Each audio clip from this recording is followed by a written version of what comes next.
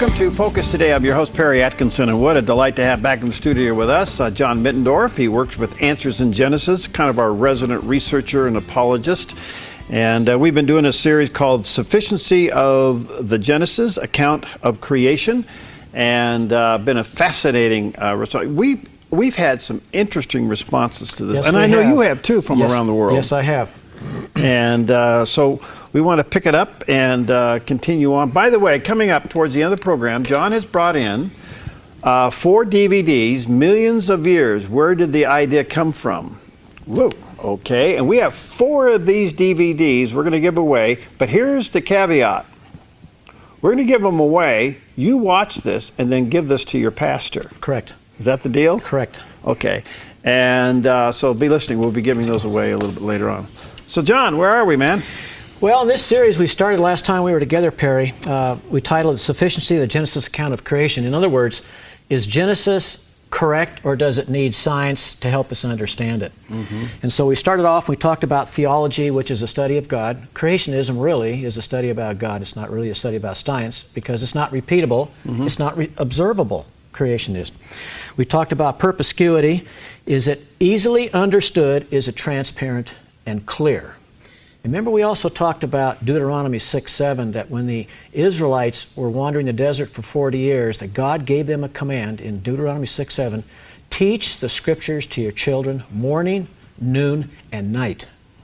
Therefore, that command, does that mean when they were teaching them Genesis, did they have to say, this is what Genesis says, but this is what it really means? No, I don't think right, so. Right? Yeah. And I think one of the best ways to describe that is this. On the screen, I have a picture of a 2005 owner's manual for a Toyota Tundra. Okay. Is that biblical? Create the Tundra? Right, is that biblical? Yes, it is from this perspective. If I open up the manual and it says, change your oil every 5,000 miles. Yeah. And I say, well, you know, okay, 5,000 miles, but that really means 50,000 miles. Right. And then the engine locks up and burns up, and I take it back to the Toyota dealer, and I say, hey, you know, I've got a problem with it. And they said, well, how often do you change your oil? I said, well, I change it every 50,000 miles. They said, well, no, that's not what your manual says. Your manual says change every 5,000. You go, well, I just interpret it differently. Yeah. But it cost you to find that out. Right. That when they said 5,000 miles in that manual, they meant exactly 5,000 miles, correct? Right. So the question is, and this is where I'm going with this, is when we talk about clarity, which is today, which is 24-hour day, is it a 24-hour calendar day or Earth rotation day, or does it mean millions and billions of years? Mm-hmm. And you know, Perry, that is a debate that is big time in the church. I'm surprised. But it shouldn't be. It shouldn't be. Yeah. And what saddens me the most is that in 2011, the Barna Group, which is a highly respected group, did a survey, and they discovered that a lot of people are leaving the church. A lot of them are young people. And the reason why is because they felt the Bible was hypocritical. What you're telling me in church is not what they're telling me in school. Plus, when I sit in church, you don't really teach me what Genesis says and why it says what it says. The ark is a classic example. The ark is easily defendable. The global flood is easily defendable. But then, because you don't teach me, then when I go into school, I have a professor standing up there, and he just eats me alive, and so I really can't defend my faith. And so it has been a major problem in the church. Dr. John MacArthur, president of Master's Seminary, has said there's 106 colleges in the Christian College Coalition. Out of the 106 Christian colleges, only 5 teach Genesis as written. 101 do not. So, is it any surprise that there is, I'm going to say, some confusion in the church regarding Genesis? And by the way, wife and I went and saw A Matter of Faith a week ago in Ashland. Excellent movie. Yeah. Excellent movie. Highly recommended for families. Yeah, we watched it here at theDove. It was great. Did you? Yeah. Yeah. So let's get into it. And I basically want to focus on just that fact for our time today. And we probably won't finish, and if we don't, we'll just finish up the last part of the series, which is going to be on May 28th. But when you talk about the 24-hour day debate, I think this question comes to mind. Why is it important to insert long periods of time in the biblical creation account if the Bible does not allow for long periods of time in the creation account? And you've asked me that numerous times. Well, what is the big deal? Why do we need science to reinterpret Genesis, or why do we need to put long ages into the Bible? And it's a great question. I just don't understand. First of all, part of that argument is offset with the fact that it's possible that God couldn't do it in 24 hours. Right. But yet, He could, and the biblical word is fiat. Fiat means by the word of His mouth. He said something and it happened. And so we say, well, God was capable of creating a universe. Everything that we see, the stars, the galaxies, and science has no idea how big it is. The more they look, the bigger it gets. Mm-hmm. And so they say, yes, God could create the universe. Yes, God could create the earth. Yes, God could create man. But it took Him millions and billions of years to do it. Or He started it and He let evolution finish it. Is that what Scripture says? No. That's not what it says. And not only that, but you're suggesting that God has some incapabilities. Has limitations. Yeah. Right. Does He? No. Or is God all-powerful? And when He says, fiat, create the universe, bang, the universe is there, right? Let me interject this. Okay. I want to say this carefully, but I have prayed for people who were instantly healed. Mm-hmm. That didn't take 100 years. No. And, along with the evolution-creation debate, 2 Peter tells us that somewhere coming up in history, the universe and the earth is going to melt in fervent heat. Mm. And then in Revelation 21, it says God is going to recreate it for eternity. Mm-hmm. So if I'm going to, and I'm getting ahead of myself a little bit, so if we're going to insert millions of billions of years, then when God goes to recreate the new heavens and the earth in Revelation 21, is it going to take Him millions and billions of years to recreate it? So we're just going to kind of have to hang around while He's recreating the new heavens and the new earth? I guess we play the harp on a cloud. Better start practicing. Okay. Okay. Let's apply clarity to Genesis. And let me start off with the biggie. And this is the biblical word day. And as you know, day can either mean a literal 24-hour day, or it can also mean long, indefinite periods, millions and billions of years. Mm-hmm. But what we're going to do is look at the Hebrew perspective, because the Old Testament was written in Hebrew. Mm-hmm. Hebrew, correct. And the Hebrew word for day in Genesis is yom, Y-O-M, which in the Old Testament, it's used 2,300 times, believe it or not. Mm. And so the semantic range of that is limited to 5 meanings. It can mean a period of a year. I'm on page 2. Mm-hmm. It can mean a general or vague concept of time. It can mean a period of light in a day-night cycle. It can mean a specific point of time. It can mean a period of 24 hours. So you can see it has a wide semantic range. And people will often say, well, what gives that a lot of credibility is in 2 Peter, it says a day is like 1,000 years, and 1,000 years is like a day. Mm-hmm. But that has nothing to do with creation. What that means is God is not boundless. He's not really limited by time. Mm-hmm. Has nothing to do with creation. So when you look at the use of word day in Scripture, you'll find day in Genesis 1. You'll find day in Exodus 20:11. 4 and 6 days God created the heavens and the earth. The 7th day He rested. And then you'll also find day in Jonah and the whale. He was in the belly of the whale for 3 days. Mm-hmm. And what's fascinating to me, Perry, is that when I say that Jonah was in the belly of the whale for 3 days, people automatically think, well, okay, 72 hours, 70, thereabouts. But then when I say Exodus 20:11, 6 days and God rested one, all of a sudden it changes. Or when I go to the creation account, 6 days, well, now we're talking millions and billions of years. Why isn't there a consistency there? Why don't I have the same application? And people will say, well, that's 2 Peter, 1,000 days is like a day, and 1,000 years is like a day, and a day is like 1,000 years. Mm-hmm. So there's a lot of, I think, confusion there and stretching of Scripture to make it fit. Now, let's keep going. So, another verse, too, that's used is Psalm 90, verse 4. For 1,000 years in your sight are like yesterday when it is past, and like a watch in the night. That's another verse that's used along with 2 Peter. And neither one of them have anything to do with creation. So, interestingly, from the Hebrew, yom always let me rephrase that, Always. always means 24 hours when any one of the following are present. Preceded by a numeric, 1, 2, 3, 4, 5, 6, 7. Associated with evening and morning. Associated with night. In the creation account in Genesis 1 and 2, Well, they have the evening, morning, and night all the time. all three of them are Yeah, used. yeah, right. From a Hebrew perspective, Right. it's no contest. It's Yeah. no contest, see. So the Hebrew rules of grammar, Yom in Genesis account of creation means 24 hours. A clear example of that is this. In Exodus 20, 8 through 11, and 31, verse 17, it says, "For in 6 days," there's your qualifier right there. Remember? Preceded by a numeric, 1, 2, 3, 4, 5, always means 24 hours. Okay. So in Exodus 28 through 11, "For in 6 days the Lord made the heavens and the earth and the sea and all that is in them, and rested on the 7th day. Another qualifier.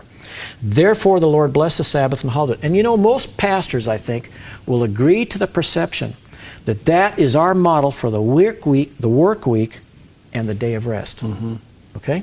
Now, that being the case, if we're going to change day to mean millions and billions of years, does that mean then when God rested on the 7th day, He's resting for millions and billions of years? You see, it's not consistent when you start taking Scripture and modifying it. All right, we've got to take a break here, but before we do, there's another thing, part of the argument I think has to be thrown in. When you're dealing with other Christians, you can defend it pretty well with Scripture. When you're dealing with a professor, you have to first deal with the fact, will they accept the Bible? Right. That is the key, and that is the big difference. We're Yeah. talking about ages here. We're talking about the biblical age, Right. and which we're going to get to after the break, and Yeah. we're talking about this secular scientific age. Yeah. And we'll talk about that when we come back. All right, John Mittendorf's with us. We'll be right back. And by the way, be listening. We're going to give away 4 of these DVDs called Millions of Years, Where Did the Idea Come From? With the idea in mind, you watch it, and then gently, carefully, gracefully give it to your pastor. We'll be right back.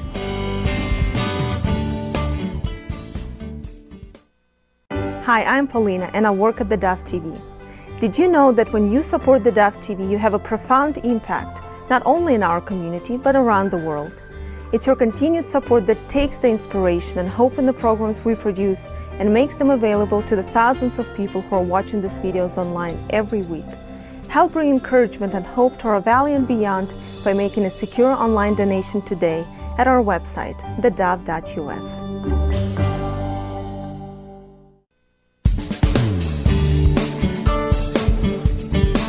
Okay, we're back with John Mittendorf, and we're dealing with the account of Genesis and creation. By the way, these notes are available, and they're very comprehensive. John has done a wonderful job putting these together, and out of the goodness of his heart, he'll just email you the file, and you can go to hispeoplerejoice@gmail.com. hispeoplerejoice@gmail.com. Tell John that you want to copy the notes. Tell him also where you're listening or watching so that we get an idea from that as well. But he'll send you the file or any other notes that we may have. We'll send them out. Right. And be listening in a few moments. We're going to summarize all this with a great DVD and put out by the Creation Library series there at, is this Answers in Genesis, probably. Answers in Yeah. Genesis. This is terrific. Millions of years, where did the idea come from? We're going to give away 4 of those with the idea in mind that after you watch it, let your pastor watch it.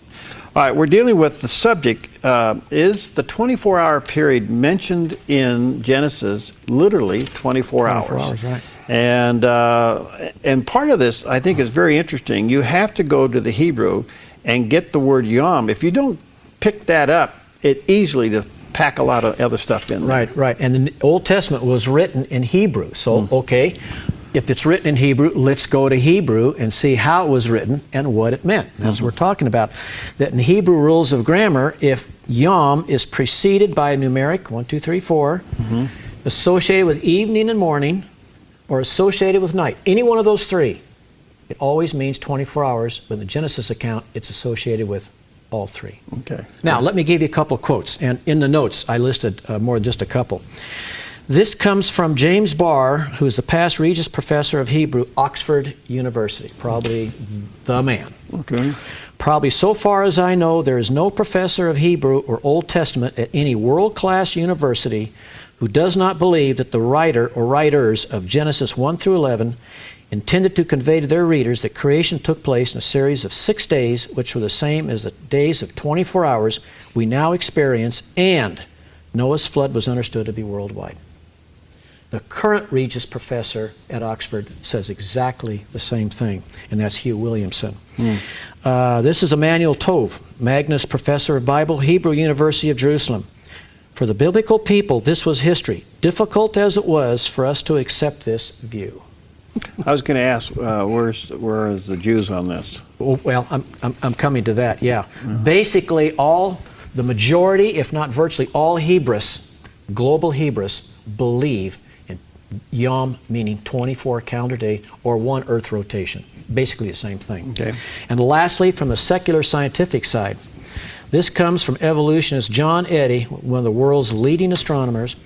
There isn't much in the way of observational evidence in astronomy to conflict with a very young age for the sun and the earth, less than 7,000 years. And he said that in front of one of their conferences. And when he did there was a bunch of mouths that dropped open. What are you talking about? Really? But he's one of the world's leading astronomers. Yeah, so he knows what he's talking about. So, that being the case, Perry, as a foundation, let me list 3 resultant consequential implications of what we just talked about.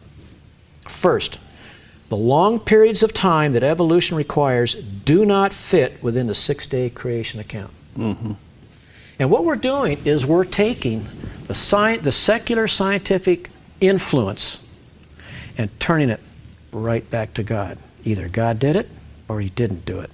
Which puts the big question on the table that there is a God. That there is a God, that's exactly right. Number 2, the evolutionary process within the 6-day creation week is also not possible. And some people believe God started, evolution finished it. That's not what fiat means. Fiat means I spoke it, it happened. Lastly, well, it's like when He healed Lazarus. Lazarus come out, he came out. Lastly, there is no room for evolution anywhere in the biblical account of creation. It's all God, nothing else. Okay? Here's a couple of questions. I won't list them all, but here's a couple of questions answered that have been posed by Dr. Judd Davis, Associate Professor of Greek at Bryan College. Why do nearly all world-class Hebrews assume that the writer of Genesis intended normal days and the text as history? Good question. Number 2, why did the ancient, medieval, and modern church until about 1800 have few commentators, if any, who believed in an ancient universe? And by the way, did you know that science and the church basically believed in 24-hour days up until around 1700? And we're going to get to that, where evolution process started to make its inroads and was basically finished off by the Schofield Reference Bible, believe it or not. Ooh, yeah. Okay. Okay, next. Why is there little or no classical rabbinic support for an ancient universe? Wow. Did he answer that one? These are just questions. I'd love to talk to a rabbi about that. Okay. Yeah. Okay, come down the home stretch. Why does Jesus take Genesis 1 and 2 as teaching history? Why does Paul take Genesis as history? Yeah. Great questions. Great questions. An interesting point of interest is, if the top Hebrew scholars all agree that the writer of Genesis 1 intended the word day to mean 24 hours, then why can't we? Political correctness? Good. It's a good question. Well, and I think an answer to that, Perry, is why can't we? Because there's a tendency to believe that science has proven, science has laid the foundation for an old earth and not a young earth, and so somehow we have to take that and we have to graft it into Genesis to make Genesis and secular science compatible. All right, so if it was a no-brainer up to the 1700s, what happened? I'm getting to that in just a couple of minutes. Okay. We're going to take a little trip down history lane. All right. Before we do that, let me set the stage and talk about the biblical age of the universe and the earth. So, if we know the length of a biblical day, 24 hours. All right? One rotation of the Then, Earth. can we compute the age of the universe and the Earth from a biblical perspective? And when I keep saying the word biblical perspective or a biblical look, I'm talking about sola scriptura. Sola scriptura means Bible first, everything second. Okay. Correct? All right. Now, if we can do that, and we can, the Bible teaches that the entire universe was created in 6 Earth rotation days, or 24-hour day, Exodus 20:11, classic example, okay? The Bible also gives us a chronology. Have you ever wondered why when you read the early parts of the Old Testament and so-and-so begat so-and-so, begat so-and-so, begat so-and-so? Oh. You know, if you're reading a chapter a day, once you get to that section, it's really easy to advance about 4 books all at the same time, right? Yeah, right. Okay. If we can do that, here we go. How far from today back to BC AD? That's 2015 years, correct? Okay. All right? Got that one. From BC AD to Abraham is about 2,000 years. Okay? Okay. From Abraham to the flood is about 352 years. That's 23, 24. Okay, and then from the flood to Adam and Eve is about 1,656 years, for a grand total of a little over 6,000 years. So, granted, there is debate between the Egyptian sojourn. Some people say 215 years, some people say, well, it's about 4. Okay, we're talking a couple hundred years maybe. And the Israelite monarchy, when Israel was split, you know, to the north and southern section. Okay, you know, we're talking about maybe some hundreds of years there, not millions or billions of years. So if you were to say, well, I believed in a young earth somewhere between, let's say, 6,000 and 10,000 or 9,000, okay, I can go with that. There's a huge difference between 6,000 or 7,000 and 15 billion. Mm-hmm. Big difference between the two, right? Whew. So, and that's why I keep using the term about. It's about, except from now to Christ. We know exactly what that is virtually by the date, all right? Now we come to the debate over the age of the universe and the earth and why the huge difference between the biblical chronology and the secular scientific chronology. And I think it's best summarized by evolutionist and Nobel laureate Dr. George Wald of Harvard University. I want you to think about this one for a second. Time is, in fact, the hero of the plot. That's evolution. Given so much time, the impossible becomes possible, the possible probable, and the probable virtually certain. One only has to wait. Time will itself perform the miracle. And there's your answer. Have you ever heard such vagueness in all your life? But he's right, because evolution, to be scientifically credible, needs what? Well, time. Immense amounts of time is exactly right. But the second law of thermodynamics doesn't prove it to be true. Or the first law of thermodynamics. The first law of thermodynamics is energy conservation. You cannot destroy, you cannot create energy. And things are not getting better. And the second law of thermodynamics is the law of entropy. Things are getting worse. All you have to do is take a banana, put it on the counter, come back in a week. What's it look like? It's this black mess, right? Yeah, you know, that's a subject for another day, is evolution versus creation. Yeah. It doesn't support his hypothesis. Oh, no, exactly. Yeah. And so basically, the quote by Dr. Wald indicates that the insurmountable obstacles, which you were just talking about, to evolution are simply swept under the rug of vast ages. Okay. Which makes it, quote, credible. All right, I got to take a break here. Here's the question I want you to ponder. Okay. What's the motive? Okay. What's the motive of the secularist to insert these billions of years? The answer to that is easy. Okay. It's easy. All right, we're going to come back with John Mittendorf. By the way, we're going to be giving away these DVDs, Millions of Years, and Where Did the Idea Come From, coming up towards the end of the program. Be listening with the idea in mind that you watch it and then share it with your friends and your pastor. We'll take a quick break. We'll be right back. Hi, I'm Paula, and I work at theDove TV. Every day we get letters and emails from people who've been encouraged, blessed, and challenged by the programs on theDove TV. But we couldn't do it without you. Did you know that more than 90% of our income comes from people like you? You can help us continue to bring inspiration and hope to our community by making a secure online donation at our website, theDove.us, or call us at 541-776-5368.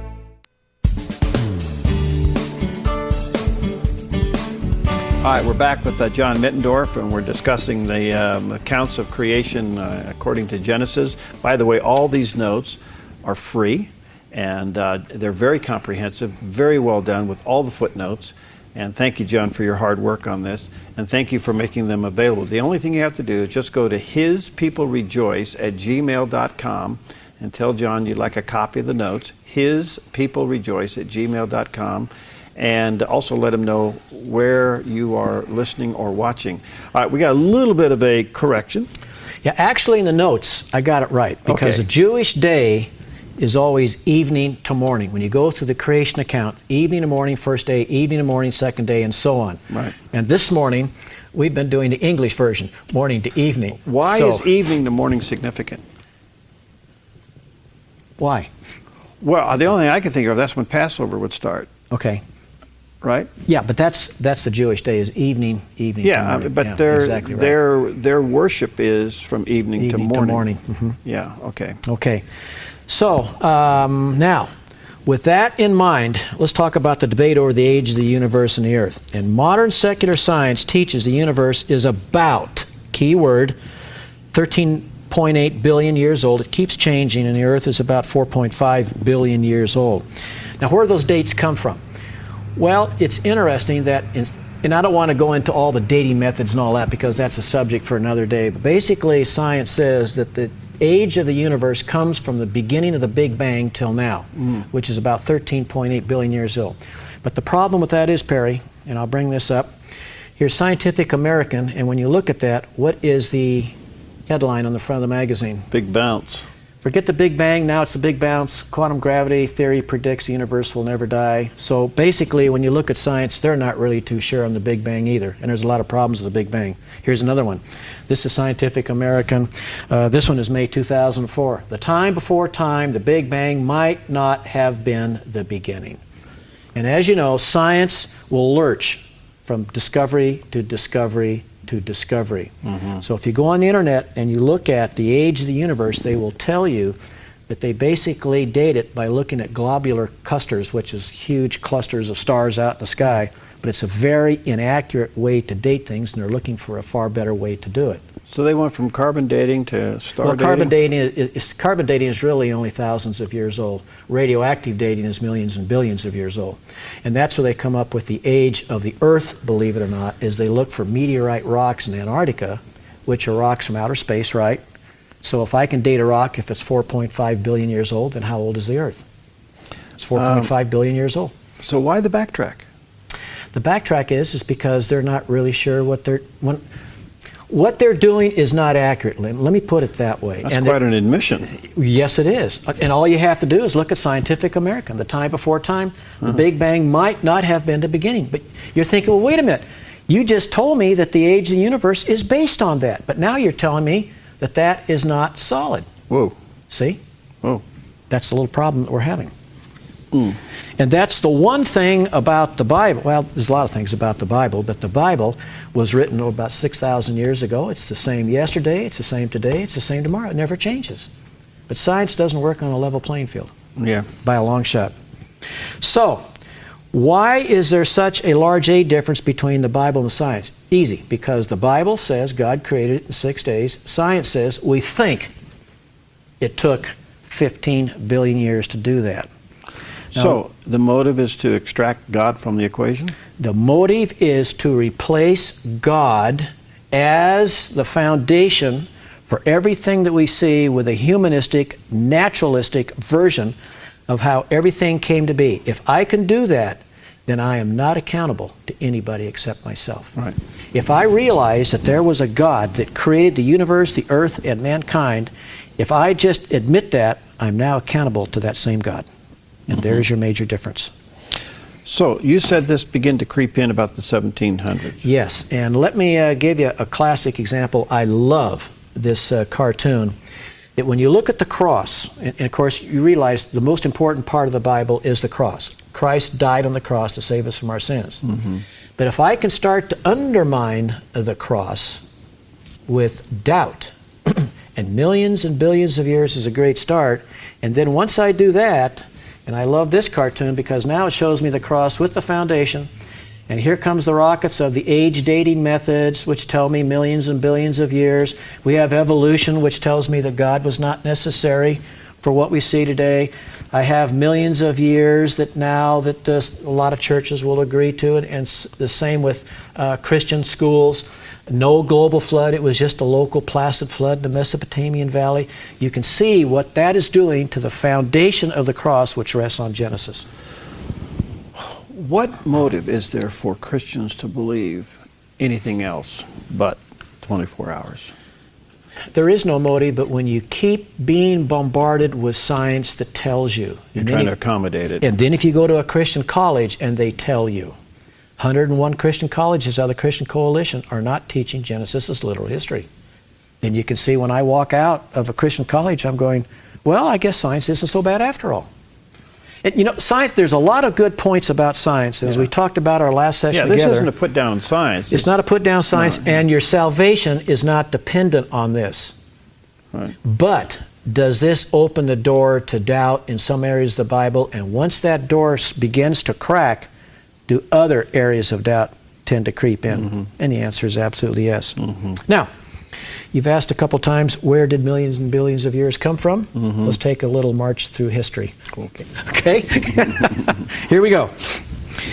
Until the 1700s, scientists and the Christian church alike generally accepted the viewpoint of an age of thousands of years for the universe and the earth. Okay? The introduction of new theories of universe Earth age history from various scientists who started to write from the 1770s to the 1830s began to erode the accepted principles of the acceptance of thousands of years. And one of the things that really made that plausible was the printing press was invented about that time, which started to print everything, you know, and of course then the Bible was printed, and you know, we were off the races. From there you begin to see the pictures of evolution. Exactly right. And a classic example, Perry, is I'm going to bring up what's called the geologic column, which is on the screen now. And the geologic column was basically drawn up by an evolutionist, Charles Lyell, who I said was an evolutionist, and he thought, and this sounds very plausible, you know that if I dig down through the earth, if I dig down far enough in the rock strata, I should find very simple animals. And then as I get more towards the top, the newer stuff, I should find more complicated animals. And you could look at virtually any geology, biology textbook in high school, college, this is what you're going to see is the standard geologic column. It's a standard. It's a standard to science. However, it was designed by an evolutionist. Secondly, that does not exist anywhere on this planet. There's some places on Earth that the older fossils are on top of the newer fossils. The newer fossils are down at the bottom. So it's not relevant. It was an idea that Charles Lyell had that this is what we should find. But here now it is 2015. That's not what they found. Well, then the other question that comes out of this is, how did they get buried? Can you say flood? Yeah, that's the problem. Science does not recognize there was a global flood. See, that's the problem. And that's why you'll find in some places, Grand Canyon is an example, the old stuff on top of the new stuff down at the bottom. How'd that happen? Well, wait a minute, that doesn't line up with the geologic column. And for the people that are watching on television, if you look at the geologic column, it looks very plausible. If you look at the bottom, you have the Precambrian down at the bottom, and that's dated, let me take a close look, right about 100 million years, and you're going to find very simple life. And if you go up through the strata, you finally come to the Quaternary period, which is 0 to 1 million years, which is mammals and man. So we have the simple to the complex. Sounds plausible, right? Sorry. In fact, if you go into the fossil record, this is called Darwin's dilemma. It's called the Cambrian explosion. The Cambrian explosion, according to science, happened about 100 million years ago. And they cannot explain why basically all animals suddenly appear fully formed and ready to go. Now, why would that have happened? Whoa, can you say creation? Could you say creation is exactly right, you see. So when you start digging into it, 1 + 1 does not equal 2. Okay. All right, now, so we left off with the 1770s to the 1830s. Now let me give you a couple of examples. During the 1800s, the Christian church began to incorporate millions of years into biblical scripture from the following. In 1810, you had the introduction of the gap theory. And that is where they introduced long periods of time between Genesis 1:1 and 1:2. Okay, and I'm In one verse. between two verses Yeah, right. in one verse. Exactly right. They did it in Genesis 1:2. Exactly right. Okay. Then in 1820, we had the introduction of the day-age theory. That means creation days are interpreted as long ages, and the concept of a peaceful global local flood in the Mesopotamian Valley. Okay. 1830s, we had the introduction of the local flood theory. That was the Mesopotamian Valley, and the perception of Genesis as a myth, not literal history. And then in 1850, we had the geologic column, courtesy of Charles Lyell, which was basically bought by science. By science. Now, you with me so far? Yeah, I want you to take the next one real quick before I take a break, because I think the Schofield Bible is pretty interesting. How long do we have? Why don't we take a break now if you want, and we'll cover this when we come See back. how delicate all this stuff is? Yes. And we're squeezing it into an hour. It can be done. It So can we be can do done. this in an hour. God could do it in 24, right? Or in 1 second. Oh, there you go. Don't forget, coming up in just a moment, at the end of the program, we're going to give away 4 DVD, Millions of Years, Where Did the Idea Come From? And you could win one of these. Watch it, share it with your friends and your pastor. We'll be right back with John Mittendorf.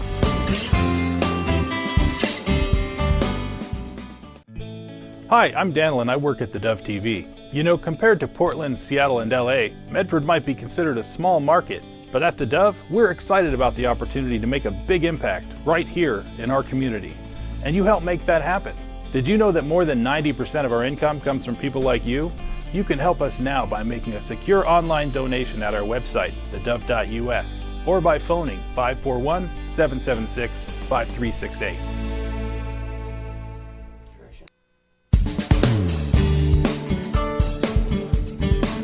Okay, we're back with John Mittendorf, and we're dealing with the subject of Genesis and the creation, and fascinating topic. One of the ones that, this is the second time we've done this, and I have to tell you, every time we do, people really are glued to it. If you'd like to get a copy of these notes, and he has really done an excellent job in putting these notes together, go to hispeoplerejoice@gmail.com, and John will email you back the file. And free. Yeah, they're about 23, 24 pages long. Yeah. So we're just covering the highlights. I got to today. tell you, it's just extremely well done. It would make for a great Bible study in your home or your church or your Sunday school class. And if you want John to come lecture to your church or your group, you can contact him through that as well. hispeoplerejoice@gmail.com. And coming up in a moment, we're going to give away 4 DVDs, Millions of Years, Where Did the Idea Come From? All right. Basically, science and theology were okay up to about the 1700s. Right. And then things began to shift, and within the faith community that allowed for other interpretations. Right. Now, when I was going to Bible college, the big thing was the Schofield Reference Bible. And I have to be honest with you, John, I never picked this up. Never picked it up. The reason that they suggested the Schofield Reference Bible, during those days, it was one of the first reference Bibles that had Right. somewhat of a plain English understanding of what you just read. The margin notes for the margin scripture above notes, it, right. And in fact, some of our tests in school was based upon those notes. Right. But, okay. So we've talked about up to the 1700s, you just mentioned. There was pretty much general agreement between science and the church, and then from 1770 to about 1850, thereabouts, you started to have people, geologists, biologists, started to publish their beliefs on long ages, and then you had the geologic column came along, and of course then in 1859 you had On the Origin of the Species, Darwinism. And then there you go. Then along came the 1900s. And in 1909, C.I. Schofield published the Schofield Reference Bible. The margin notes for Genesis 1:2 states, quote, "The first creative act refers to the dateless past and gives scope for all the geologic ages," unquote. And there you go. So they were trying to insert eternity past into eternity future. Correct. Or, yes, along with millions, billions of years, Yeah. forget the 24-hour calendar day. We're talking about, and I'm quoting here, the dateless past and gives scope for all the geologic ages. Yeah. Or there's room for everything. Okay. Okay, then, 2000 came the Baker Encyclopedia of Christian Apologetics, page 270 and 272. You know what? Go ahead. Okay. The problem is deepened by the fact that there is prima facie evidence to indicate that the days of Genesis are indeed 24-hour days. However, most scientific evidence sets the age of the world at billions of years. Well, that's a conflicting statement. He's So saying, they're saying both. He's giving both answers. He's giving both answers. He's saying, Yeah. okay, the Bible, the prima facie evidence is Yeah. for an Earth rotation day, Right. 24-hour days, Right. but science says we have millions and billions of years. So if you're reading that, I just cracked the door a little bit to say, well, wait a minute. Science has to be a viable source of information here. You know, I have what I was going to tell you. I have that book on my shelf in my library at home. I'm going to pull that out. I never read that. Okay? I'm going to go read that. Why did he do that? There must have been a motive. Well, let me tell you how it's done, and I think we have time yet to do this. Yeah. Before the last break, I mentioned the gap theory, the ruin reconstruction theory, the general hypothesis. Today it's called progressive creation. It's basically all the same thing. And what they're saying is, and this is how they do it. Genesis 1:1 and 1:2 reads as follows. In the beginning God created the heavens and the earth. Verse 2, now the earth, keyword, was without shape and empty, and darkness was over the surface of the watery deep. But God, the Spirit of God was moving over the surface of water. We've all heard that 1,000 times. Right. But this is what some of the apologists will do. They will, with an alternative viewpoint, states it should be read this way. In the beginning, God created the heavens and the earth. Then in the next verse, verse 2, the word was is retranslated or changed to the word became. Now it reads this way. So the next verse would then read as follows. The earth became without shape and empty, and darkness was over the surface of the watery deep, but the Spirit of God was moving over the surface of the water. And what they give that credibility by saying is that God created the heavens and the earth. At that time, Satan rebelled, and Satan and 1/3 of his angels were kicked out of heaven. When he came down to the earth, he created chaos and disorder. God looked at it, and during that time, there's where all your millions and billions of years and the fossil record and all that stuff comes from. And then God had to come back down and recreate it and do it over again. That's called the day-age theory. How do they get was and became out of the Hebrew? How do they get became from was out of the Hebrew? It's called fancy footwork or the deceptive dance of compromise. Because the Hebrew does not say that. It does not say that, no. Okay, all It right. does not say that. All right. If you were to go into the Hebrew and say, okay, what does the word day, yom, mean in Hebrew? Well, if it has a numeric in front of it, if it's associated with morning, with evening and morning, it always means 24 hours, but you will not hear that.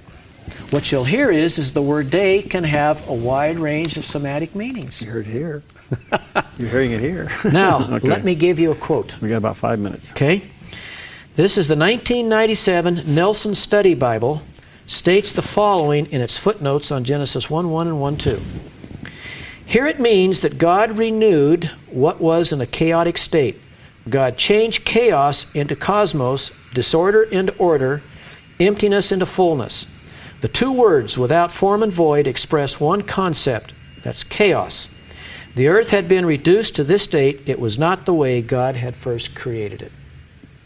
If you want to believe that, you have to believe at the end of the 6th day of creation, God said what? And everything It was good. was, very good. It was good up to day man. 6. At the end of 6 Yeah. is very good.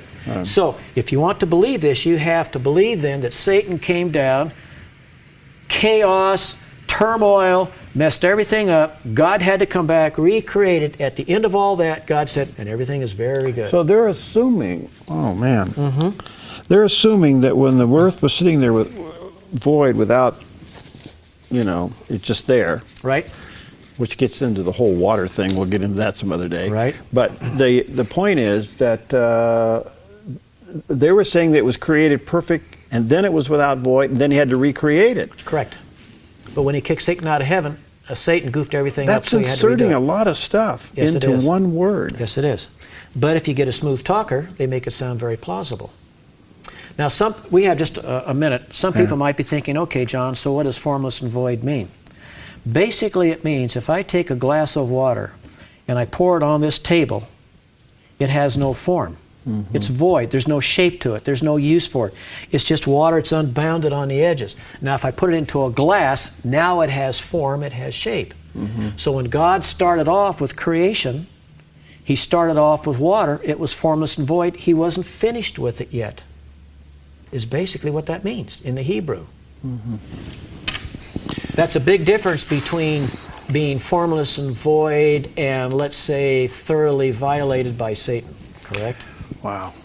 Let me say it again, a few moments we have left. These notes are terrific. You're just going to want them for your own library, and especially for a Bible study that you may be doing with at home or maybe with friends or in your Sunday school class.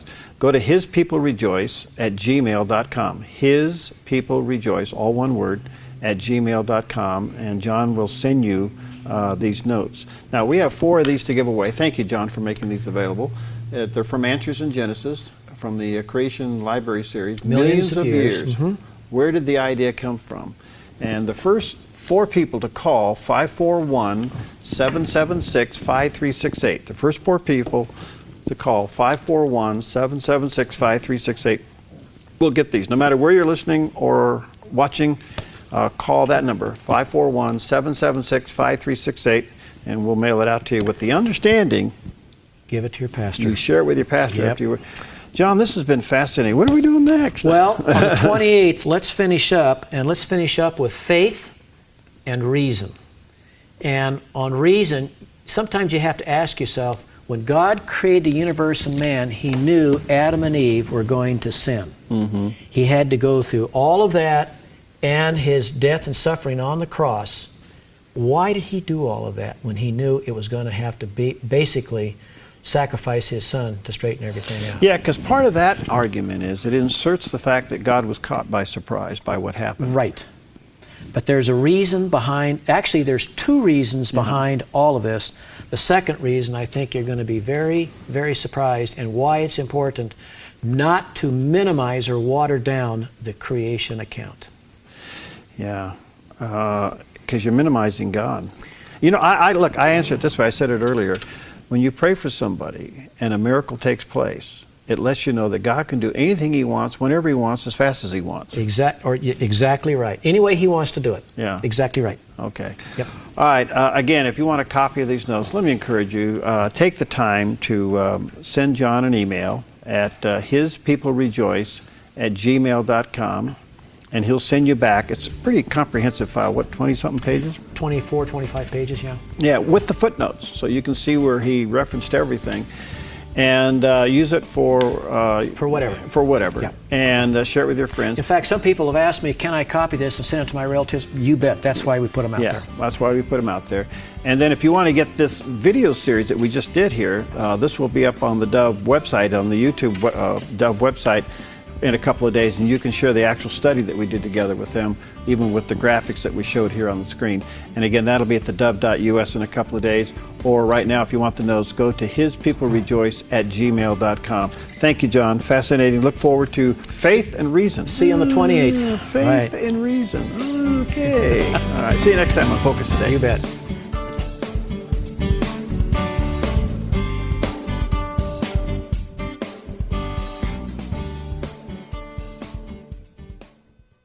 Hi, I'm Jim, and I work at the Dove TV. Every weekday between 6 and 8 a.m., our award-winning news and sports team bring you the best morning show around. It's live, it's honest, and it's a whole lot of fun. And you help make it happen. Did you know that more than 90% of our income comes from people like you? You can help us continue to air local programs that share your voice by making a secure online donation at our website, theDove.us.